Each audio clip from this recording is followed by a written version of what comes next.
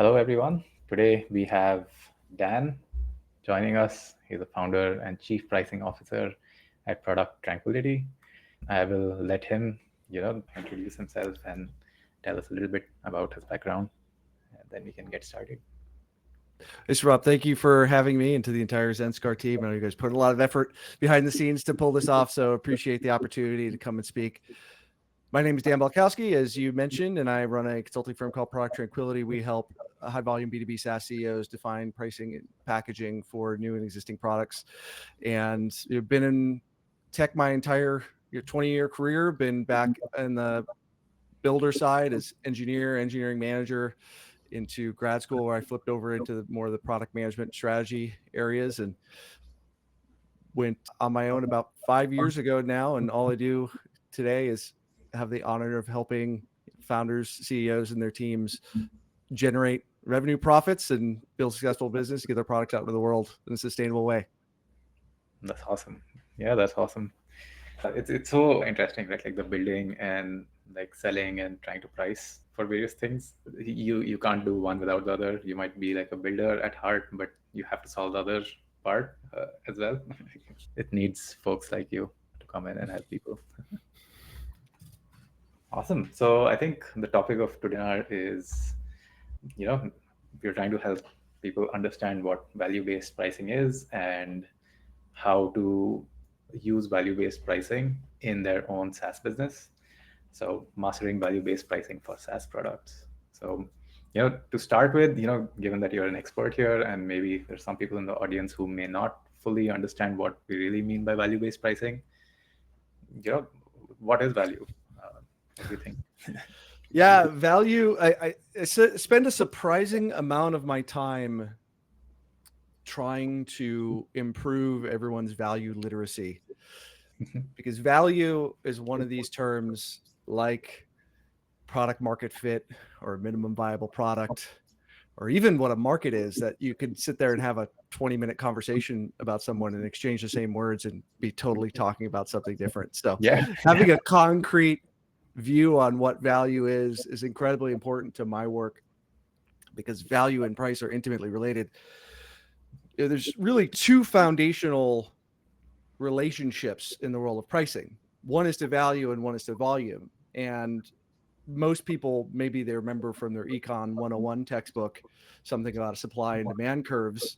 Yeah. That only talks about prices relationship to volume, and value is sort of left, that's the perfect, either you have perfect monopoly or you have perfect competition, right? And so value wasn't really a consideration. You have these beautiful equations on price setting that work if you're a perfect monopolist, and then if you're in perfect competition, it's just like, well, I'm a price taker and not a price setter.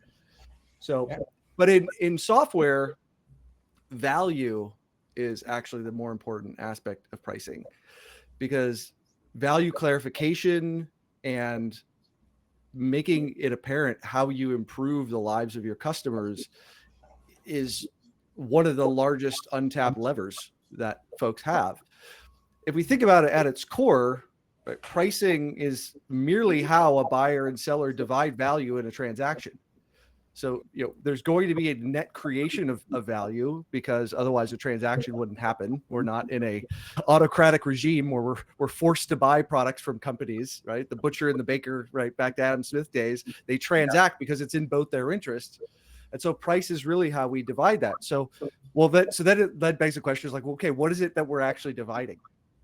I rest on the shoulders of giants in this world. I do not pretend to have made up these two frameworks I'm about to introduce, but I rely heavily on two major frameworks when I think about value. One is the concept of jobs to be done, and the other is the value cascade. The value cascade was created by a gentleman named Tom Nagel. He wrote what is widely considered maybe the Bible of pricing, the strategy and tactics of pricing. So pretty dense, but highly recommended if folks on the call haven't looked at it. But the value cascade, if I had a more visual opportunity here, you can think of like cascade as another term for waterfall. Think about a series of bars in a bar chart of reducing height. And he breaks value into several different categories. So the first is what he calls use value. So this would be like the sum of all potential benefits a customer could receive from the product. Economists might use the term utility. And this is where the concept of jobs to be done is really valuable, because jobs to be done talks about, you know, three different fundamental types of jobs. There's functional jobs. This is where the job that customer is trying to do creates a functional benefit. Usually this is, that saves them time, saves them money, increases revenue, decreases risk. And then there's two types of emotional jobs. There's personal job. Personal job has an emotional outcome. So increase my status, reduces my stress, reduces my anxiety, you know, helps me feel more confident in things. And then there's social jobs. So maybe you're working for an NGO or a government organization or a nonprofit, and you are helping to increase access to healthcare, education, or, you know, voting rights, whatever that might be, right? And so that's a social type of good. And so all of those we think is combining to the different kinds of benefits. Now for B2B, we tend to really zoom in on mostly functional benefits. And that's because there's a lot of room for differentiation, even the functional. You tend to see, like, what ends up happening is as you go into more B2C markets where the functional attributes aren't really that differentiated, all of a sudden all the value communication shifts to emotional, right? So if you think about perfume ads, right? Perfume is, or like diamonds or Coca-Cola, right? Is trying to be, you know, happiness, right? It shifts all to the emotional when the functional characteristics aren't differentiated, but we spend a lot of our time there in the B2B space. And so, okay, so that gives us a sense of, okay, hey, like all those things add up. Those would be different types of value people might get, but that's not enough for a pricing exercise. So Nagel, the next bar slightly lower is in the cascade is this concept that he introduces of exchange value. Exchange value, I think he might actually use the term economic value, but there's a market price as soon as two or more players are in a space that get a same job done. And so I'll use this example. I might be getting a little, I used to use the example of Gilligan's Island. So, you know, Gilligan's Island was a bunch of tourists sadly get stranded on an island for years. And then it made a really funny 60s, early 70s TV show. And on that island was Mr. Howe and Mrs. Howe, who were millionaires at the time, probably be billionaires. But to update for this audience, let's just say Elon Musk gets the castaway treatment and gets stranded on some random desert island. He doesn't have a Starlink. So he's you know, all of his billions are, you know, to waste, right? He is just a man on an island. And a ship captain, after years of being on this island, a ship captain comes by and stops, and he's like, hey, could you come rescue me? Now the ship captain should be able to charge in that scenario all of Elon's money plus all the money Elon could borrow from his friends when he could come back to the States, because all of his material wealth, those ones and zeros in databases, are absolutely, you know, worthless, right? So he should be, you know, so we're intermixing a little bit of William Spade, but his use value is like, well, I'm stuck on this island forever unless this guy takes me off. Okay, Ship Captain A is running this negotiation with Elon. Meanwhile, Ship Captain B coincidentally happens to pull up at the same time. Ship Captain B says, hey, Elon, you don't need to pay me billions and you know, the heirs, all your children's fortune in the future. Instead, what I'll do is I'll just take you for $1 million back to civilization. So now we have established a market price. Yeah. Okay, so now Ship Captain A has a decision, right? It's like, does he either sort of bow out of this negotiation? But now he says, okay, well, I'll charge you $1 million too, but you know, I've got, you know, a full chef that can cook you meals every night. You can stay in my cabin. You know, we have live entertainment on board, right? He's got a whole cruise ship, right, with all the options. So now what is he doing? He's pointing out the areas of differentiation, the positive differentiation, the value that Elon will get going with his versus the other, and then willing to charge him a higher price. So now there's a market price. So almost never does the economics concept of utility enough for a pricing exercise, because we're always in this situation where we have other alternatives. And so, but then it doesn't end there, right? So we can go do the spreadsheets of, you know, how much money we save clients, or how much more revenue we help them earn given our differentiation versus our next best competitive alternative. But Nagel said, we're not done yet. We've got one more element on our value cascade, which is perceived value. Mm-hmm. Customers are not Homo economicus. Homo economicus is this creature invented by economists that vaguely looks like a human, but they are completely rational. They maximize the utility of every decision that they make. They are omniscient actors in the marketplace. They apparently have infinite time to do research in order to maximize all transactions, to their positive benefit. Your customers are not like that. They're generally uninformed about relative alternatives or the benefits that differentiate you from other alternatives, or they've got other things to do. There's a high search cost, both in time and money, to continuing to educate yourself about feature 153 on this product versus feature 275 on this product. At a certain point, you have to, if you even get to that level of detail, most people are just ask their 3 friends, hey, what CRM did you buy? Did it work for you? Okay, I'm going to get that one. So most customers are not, maximizers. They're not omniscient market actors. So only that perceived value that a customer understands, that you're able to communicate, is really what creates the willingness to pay. And so we really need to think through all of those levels. And why did I spend all that time laying that out? Is because if we want to have a conversation about value, we have to get precise about what is it, which part of value are we talking about? And then how is that going to manifest as we build our rational and then, sometimes emotional case to communicate our value to prospects and customers. Very fascinating. So when the 2 ships landed on this island, right? Like, what is really preventing this, this competition from becoming commoditized? Like, I guess like the second and third component are the answer to that, but maybe you can throw some light on that. What is preventing that? So like a pure race to the bottom? Yeah. Like there was there's an old business school trick called the dollar auction where people do this, where it's like the professor says, how much would you bid for this dollar? And I'll bid 50 cents. I'll bid 75 cents. As soon as you pass this realm of $1, then everyone who's still in the negotiation is compelled to continually bid up to, the game will keep going because you're incentivized not to lose.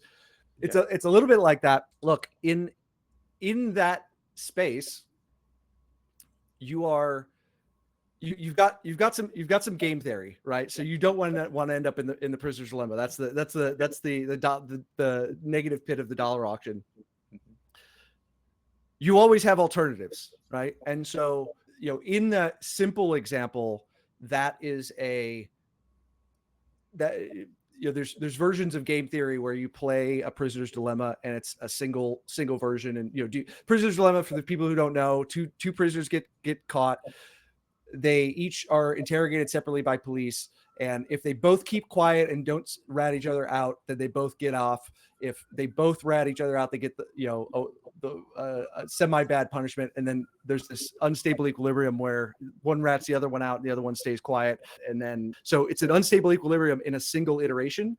But if you play that over multiple iterations, the logic changes. So most of us running companies are not trying to market price. How much would I charge to save Elon Musk from an island this one time in experience?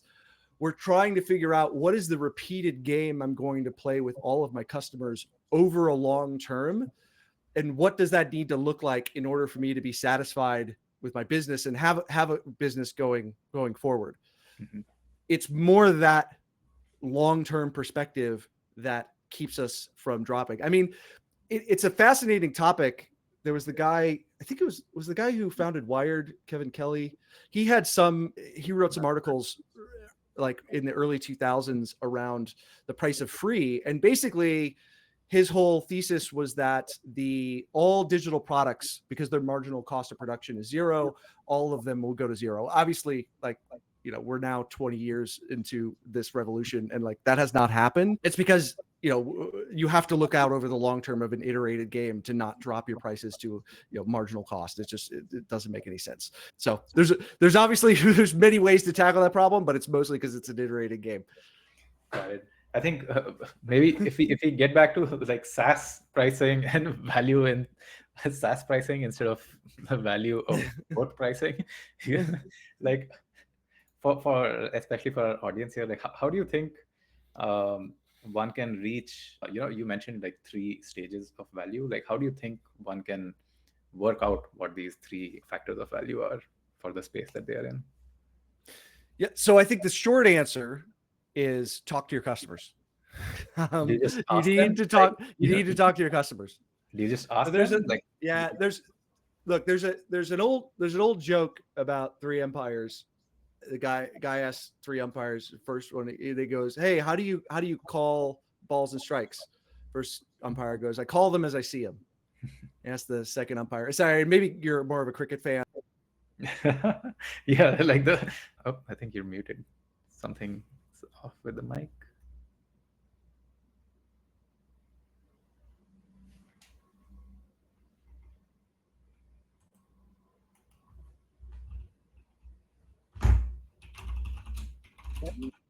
Yeah, I can hear you now. No, oh no, can't hear you anymore.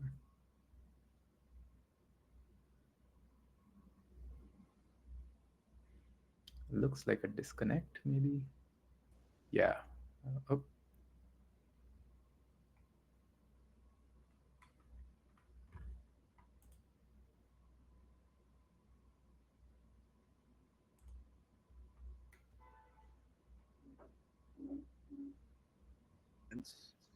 Yeah. Is that, See you. is that Yeah. it? Yeah, that works. Okay. Awesome.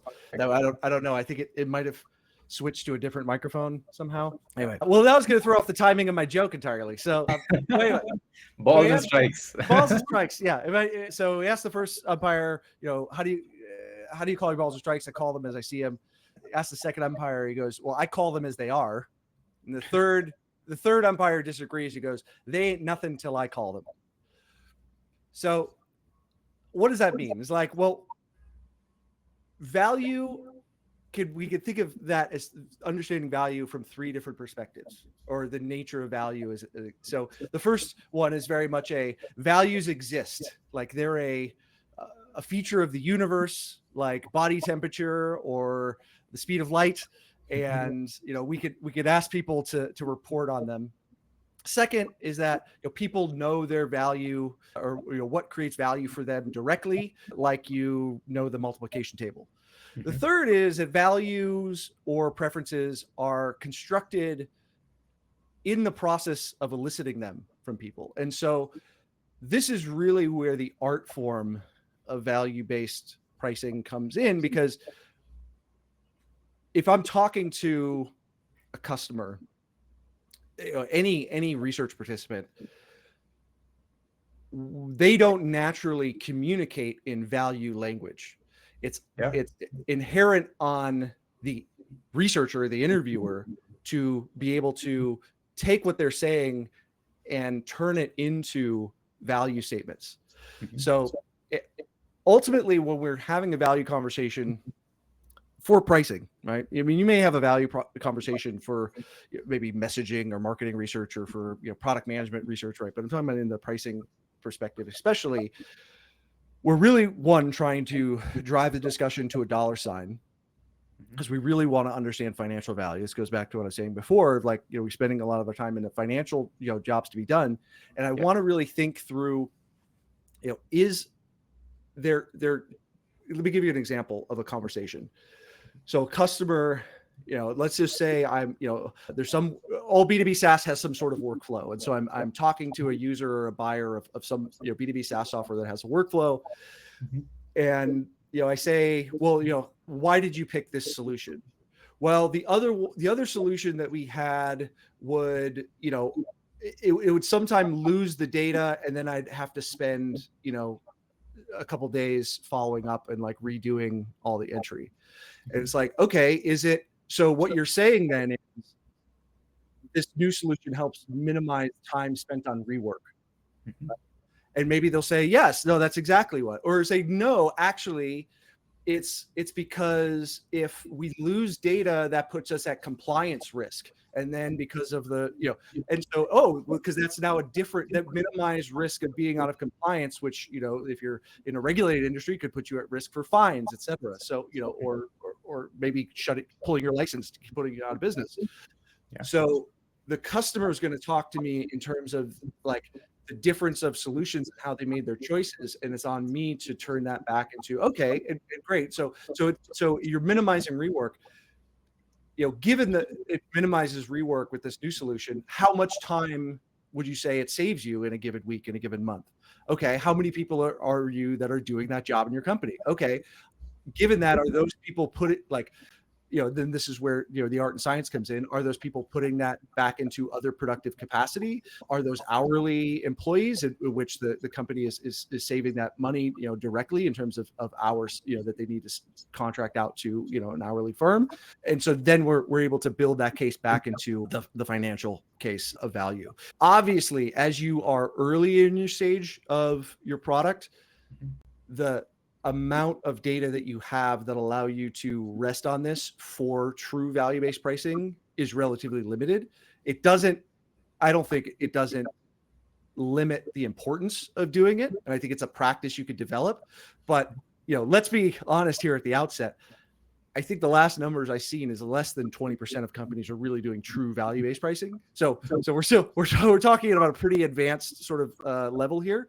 But this is the type of conversation that you want to gather to be able to support your not only be able to do the analysis to come up with your pricing, but then also supporting it in the case studies, because value-based pricing value-based pricing. Maybe we should have said this at the outset. It's not a pricing methodology. It's an entire go-to-market approach system, right? Because you can't just have a value-based price be like, oh, well, we help our customers 10x their revenue. Yeah, it's like a value-based product. Yeah, almost. Well, because then your sales guy is going to get on the call and be like, oh yeah, here's our price because we're going to help you 10x your revenue, and the customer is going to say, or prospect's going to say, prove it. I've heard that before. Yeah. And if you don't have an entire value-based orientation in your organization that is supported, both on the front end go to market as well as the pricing and the customer success function, they're going to quickly have to retreat back to, okay, let me discount until you stop asking me the hard questions. And that's not where you want to end up in that scenario. But that's the general idea of how you elicit, the value from folks. Got it. So I remember you mentioned that your expertise is in dealing with companies, is in consulting with companies that have a large number of customers. So how do you deal with cases where different customers get value in different ways from your service or your product? Yeah, that is a fantastic question. So I have an overall model that I use for SaaS pricing. Basically, I've seen companies generally face 4 significant challenges when it comes to tackle pricing. They've got an unclear target customer profile or set of profiles. They don't understand what customers are serving.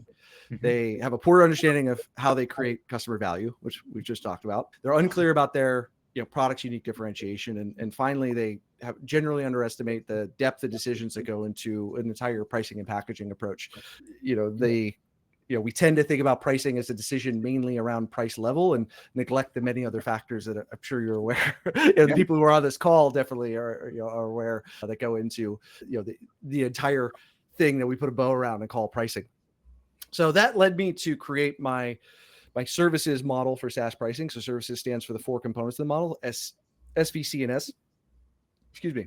And I promise this was a happy accident. I didn't plan it this way, but the 4 components are segments, value, competition, and strategy. And so, this is to answer your question. You need to understand your customer segments first, because the context your customers are in is critical, because they'll dictate the constraints they're facing and the value drivers they view as most important. Like value is both subjective and contextual.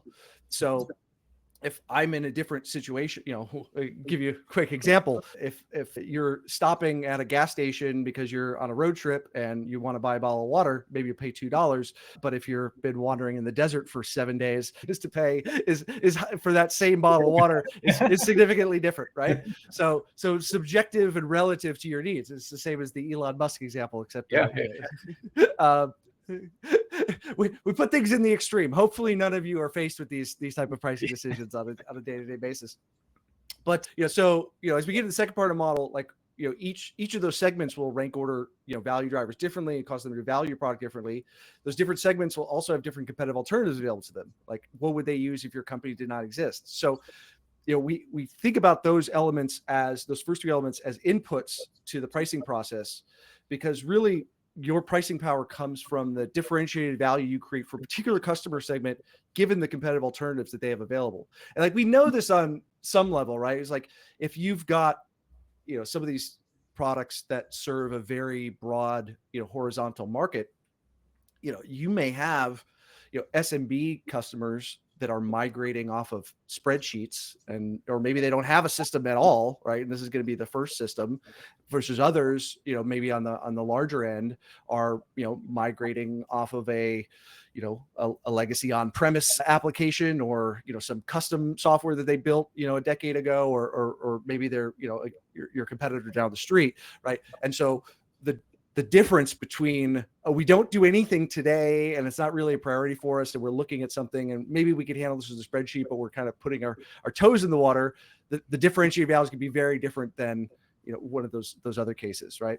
And so then those elements that ultimately filter down to what I call strategy, which is the S, and I use strategy in the Michael Porter sense of the word, where it's about trade-offs. Like, many companies would like to be everything to everyone, but we have to make decisions. What customer segments will we serve given the available segments we see in the market? Like, where are we best suited to play and win? Who are we going to target? How do we position ourselves in the minds of those customers to make our differentiated value clear?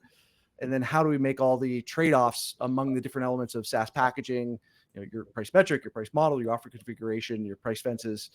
Ultimately, those inputs will also help inform our choice of a price level, the number we set as well. So that's kind of how that, the customer segmentation element is sort of key to the whole starting of that process. And it's always going to be a work in progress, but it's fundamental, because if there's no absolute value is always relative to the context. And so what you're trying to do with the segmentation exercise is trying to find a cohort of folks that look similar to each other, that are in a similar context, that you can price to appropriately. Got it. I have so many follow-up questions. We don't have like as much time to cover all of them, but maybe, like a small follow-up to that would be, the question is small. I'm not sure about the response, but let's say you have two categories. You have identified there are two segments of customers who realize value in two different ways. How do you price? How do you have one, like, let's say you have a public price. How do you say that, okay, like, this price is for you, this other price is for you, and you, person number one, don't look at price number two, and person number two, don't look at price number one. Like, Yeah. So price differentiation is incredibly important. And I think people, probably not on this call, but some people will be like, oh, well, everyone should pay the same price. You're like, you don't believe that? Absolutely not. Like, if you live in the US, we have a progressive tax system, so rich people pay more than poor people, right? Like, you live under that system. Maybe everyone should pay. Maybe you disagree on the margins. We generally agree that poor people should get healthcare even if they can't afford it, right? And they should be provided at a lower cost, right? We develop very expensive drugs here and then sell them, very cheaply overseas, but then the Americans who are rich pay more for them. So we do this all the time in consumer markets. We have price differentiation via fences. So a way I think of fences is differentiating in terms of either time, identity, or volume. So we do this all the time in B2C, where, if I go to a matinee showing of a movie, that's a time differentiation. I'm going to see the same movie, but I go at noon, I'm going to pay, less of a price than if I go at 7 p.m., right? If I go on a city bus as a 42-year-old male, I'm going to pay a certain price, but a senior citizen or a student is going to show their senior citizen ID or student ID. And yeah, right. So and we have this all the time, right? I mean, even in B2B SaaS, when Russia attacked Ukraine, I had clients who gave all Ukraine-based companies their products for free, right? It was like, hey, like your country is in war, we're gonna, being attacked, we're gonna give you, based verification. All that becomes more difficult than just showing your ID on a bus, but we'll leave that aside. So this sort of thing happens in terms of fences. I think the more prevalent example that we see is in how people design offer configurations. So offer configurations or bundles, I think the most common pattern in B2B SaaS is what we see as good, better, best. But it's not the only one. I think it's dominant.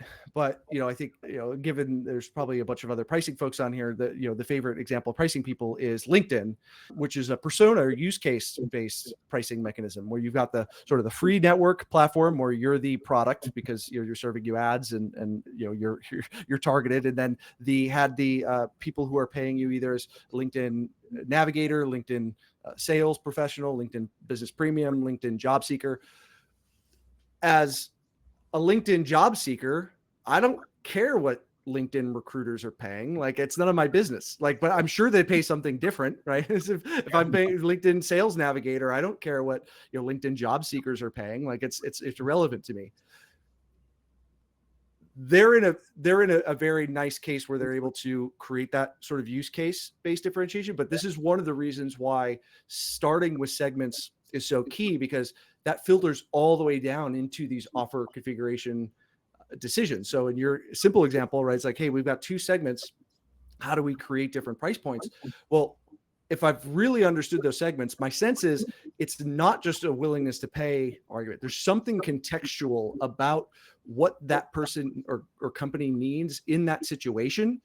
And I should be able to create an offer with those set of capabilities and price it appropriately, and then create something for someone who's farther along a maturity curve or a larger organization or has different contexts for what their use cases are, who is also willing to pay for that additional value, right? And so we see this constantly in B2B SaaS, just in different flavors.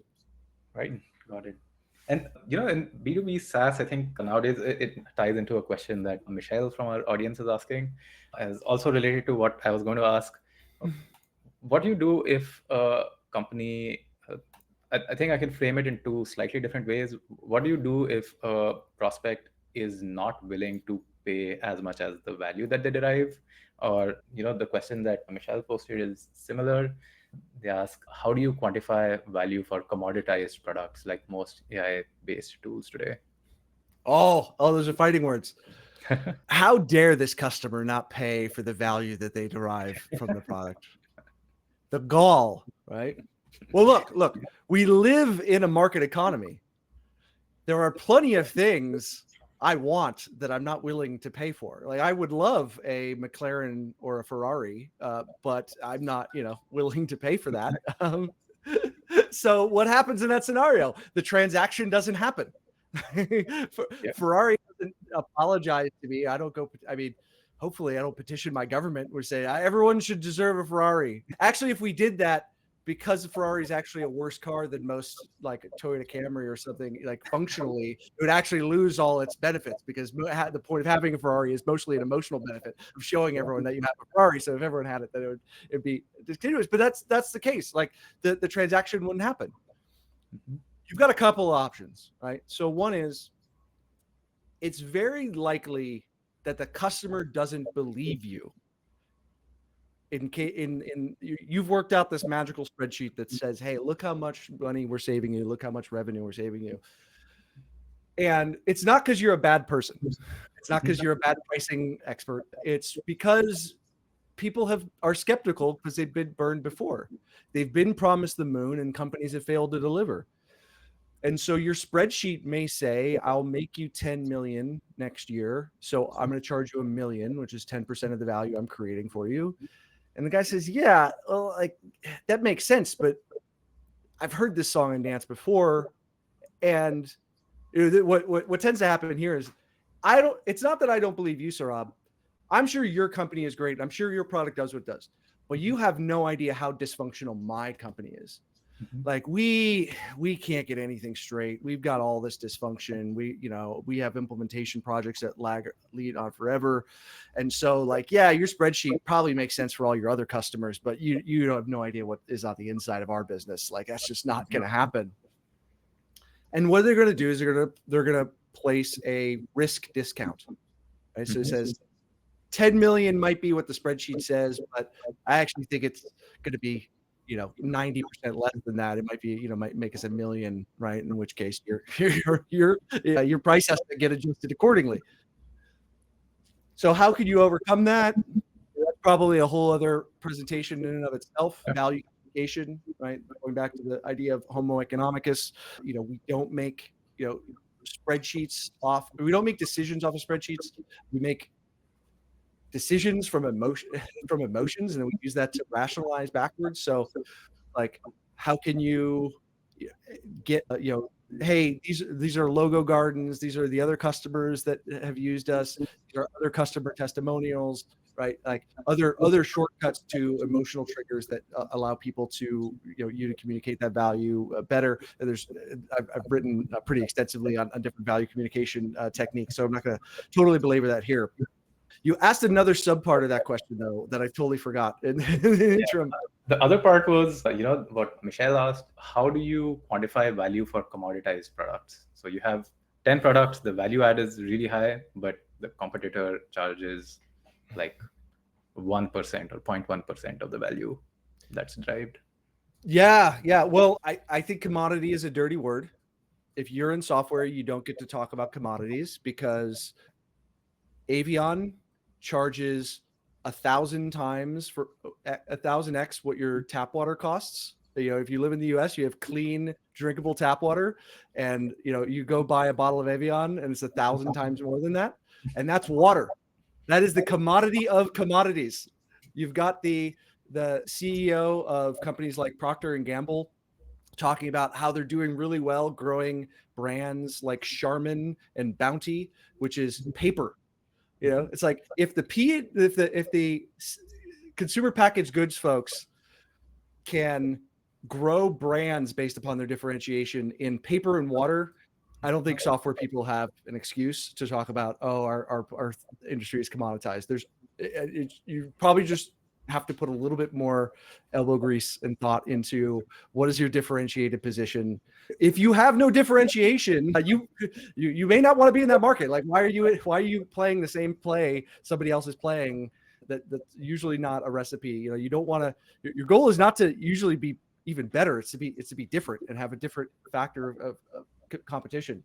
And you've got to play out the game theory. Like, is your competitor who is going scorched earth in a pricing battle gonna run out of money? And this is what happened. This is what happened when Blockbuster finally woke up to Netflix. Blockbuster turned around and said, everyone hates our late fees, and we're gonna Netflix has shown us the light. And so, but they realized that Blockbuster's business model couldn't sustain for that long, so they just waited. And then eventually Blockbuster went out of business. So you got to make those calculations too. It was like, if you're playing against a crazy competitor, those crazy low price competitors tend to not stick around forever as well. So you got to figure out what's going on there. I don't believe that something as critical as AI we could yet label as a commodity. I think there is a lot of question marks around the value, and there's a lot of question marks around the costs. Those costs are generally trending in the right direction. I mean, it seems like every week one of the foundational model companies is having their API token costs. So what is becoming possible and economically feasible to do in that for use cases is changing, as well as I think there's just a giant set of questions on what are customers actually doing? Like, what are the repeatable use cases that we're finding? Because obviously there's the chatbot interaction model, but I don't think that's what most folks here are building sort of foundational models for OpenAI or Google or Microsoft or Anthropic, et cetera. They're building it into their core applications, and I'm sure that we have not tapped out the value that is possible, even with the technology we have today, as applied to domain-specific use cases. Yeah, I think I think it's still just uncertain, but I do not think it's level of commodity. Yeah, I agree. Thanks for that. And I think we're running out of time, so I'll ask one last question. We have a couple from the audience, and both of them are sort of in the same area. This is more related to people who are, operators in SaaS companies. Like, who should be responsible for making pricing decisions in an organization? And, given that most of our audience is on the finance side, like, what role should a finance team play in cross-functional pricing decisions? Like, Yeah. you've consulted with many companies. Like, where have you seen, what roles have you seen contribute to pricing decision making in companies? Yeah, I mean, this is probably the most important question you've asked the whole time. I'm Unfortunately, sorry about that. no. I love all the other stuff, and all the other stuff is fascinating, and I think it's super useful and important. But man, like, none of that matters when you don't have good pricing governance and you don't have clear decision-making authority, and it just gets bogged down in a morass. So, really good question. Look, it's going to be different across company stages. I think, I saw some stat. I think it's it was definitely less than half. I'm going to get the exact percentage right. Less than half of Fortune 500 companies have anyone with a pricing title in their organization. That's like the largest companies in the US, right? Or pricing organizations. So, at the earliest stages, the founders own pricing because there's nobody, they're writing the code, they're answering the support emails, they're cleaning the toilets. There's no one else to do it. Then what happens is people grow, right? It's like, okay, I need more engineers to write more code. I need, more support agents to, keep the customers happy and moving forward. I need more salespeople to, bring in revenue, and marketing people to go run campaigns. And rarely do you like, I need someone to go own pricing. So at some point, it's difficult to say exactly when, but it's probably in the range of, if you've crossed 50 employees and you have not designated someone that's not the CEO or the founder to own pricing, you need to do that. Now, then the question becomes who. So my general vote is product marketing should own pricing. I could also make an argument, product management. Pricing is incredibly, often painfully cross-functional. So I usually also recommend you establish a pricing council or pricing committee. However, the problem is, what I've seen with pricing councils, pricing committees, is that, it's like, I think the organization with the lowest approval rating in the United States is the U.S. Congress. It's because nothing happens and everyone's just angry at them. It happens anytime you put a committee in charge of something. So I can see everyone's head like, oh man, we're going to have a committee, right? This is going to be terrible. This is my point of view. I view what's going on in pricing as a couple steps behind product management. So product management is much more mature as a function. We've kind of got rid of a committee view, right? Hopefully, if you're a technology company, you are not doing product by committee. I know sometimes product managers feel that they're stuck in a place that does product by committee. I apologize if you're in there. I'm happy to be a shoulder to cry on if you need it. But pricing is not at that level of maturity yet. So I think having a pricing council also puts on the map for everyone that pricing is a thing. It requires regular care and feeding. It's not a one and done exercise. It's a process. Like any process in our company, it needs to have defined inputs, outputs. It needs to have someone who's responsible for driving it forward. And what I was saying before about not having the CEO or founder, as soon as they can move that weight off of them is like everything else, right? It's like you just don't have time to do the rigorous work that's required to really manage it, right? Unless you're going to go, do the research, et cetera. Like, it doesn't really help you to kind of throw the Hail Mary veto at the last minute when everyone's done all the other work. Like, hopefully you're not. I mean, look, CEO, founder always has that ace in their pocket if they want, right? The product decision doesn't go a certain way, or they're willing to break the discounting guidelines if beyond what the CFO will allow if they want to get a strategic customer sign. Right? They've always got that ace in their pocket. Hopefully, they're not pulling that out every day or a weekly basis. You're trusting the people who you hired to do a job, right? So then putting it in the hands of product marketing or product management, I think makes the most sense. On that pricing council, pricing committee, I do view sales and finance as key important stakeholders. And the idea of the pricing council is to bring all those stakeholders to the table and make sure their perspectives are understood. But at the end of the day, someone's got to move the ball forward. So. Got it. So sales, finance are the owners, but product. I would say they're important stakeholders, right? So they're if we were doing like a RACI, like they would be consulted and informed, but not responsible or accountable. Marketing would be responsible, and sales and finance would be like consultants. Yes. Yeah. Ultimately, and why is that? Because product marketing, I view pricing and packaging as a function of your company's positioning. Usually product marketing is the keepers of positioning in a company. They have enough, usually they're responsible for being well enough informed about, the product, its value. They're usually key stakeholder or owner of the company messaging. So they're talking about value. They're usually responsible for keeping their eye on the market and talking to analysts, et cetera. So they've got to understand sort of where they play with competitors, but they're also in a strategic mindset in a company where, they're not going to make the short-term trade-offs. Like generally, whoever is negotiating deals with customers should not be in charge of pricing. So usually remove sales from the table. Giving sales charge of pricing is like putting Dracula in charge of the blood bank. It's just not usually a good move. It's too easy to make short-term concessions that hurt the company longer term. Awesome.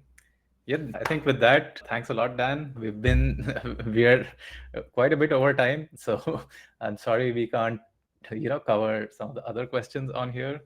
And thanks a lot. Like, shameless plug, I am a co-founder of Zenskar. We are a billing and revenue accounting startup. We help automate all your revenue processes, irrespective of how you price. Like, you can choose to price based on value. Typically, when people price based on value, the price, like the amount that's billed, scales over time, depending on how a customer receives value from the product or service. And with a tool like Zenskar, you don't have to worry about whether your infrastructure can handle the sort of pricing that you want to offer. So there's like the last 30 seconds of a shameless plug. And with that, thank you so much, and signing off. Thank you for having me. Yeah, thanks a lot, Dan. See you.